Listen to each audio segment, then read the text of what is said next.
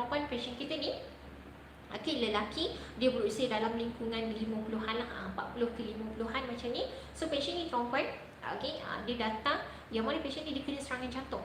Okey, pasien ni akhirnya dia kena serangan jantung baru dia dapat detect. Okey, yang mana tuan-tuan perempuan, simptom apa yang pasien ni ambil, pasien ni pada mulanya dia terlepas pandang sebab pasien kita ni dia adalah seorang pesakit anxiety. So kita tahu perempuan simptom jantung dia lebih kurang sama kan dengan simptom GERD, gastrik, angin dan juga anxiety. So pasien ni perempuan dia alami simptom berdebar-debar dan juga sesak nafas. Tapi disebabkan dia ada masalah anxiety, so diingatkan itu disebabkan anxiety lah.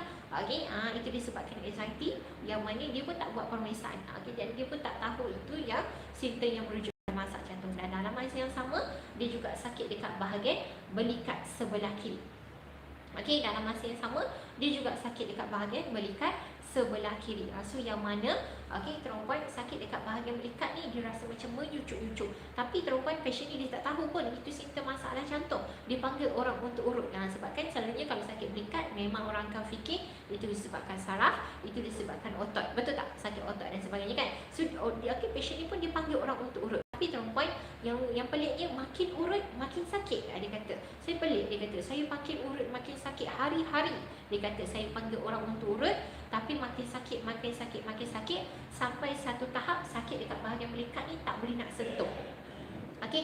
Sakit dekat bahagian belikat ni perempuan sampai satu tahap sampai tak boleh nak sentuh, nak menyandar ataupun nak baring tuan-tuan perempuan. Sebab baring flat tak boleh.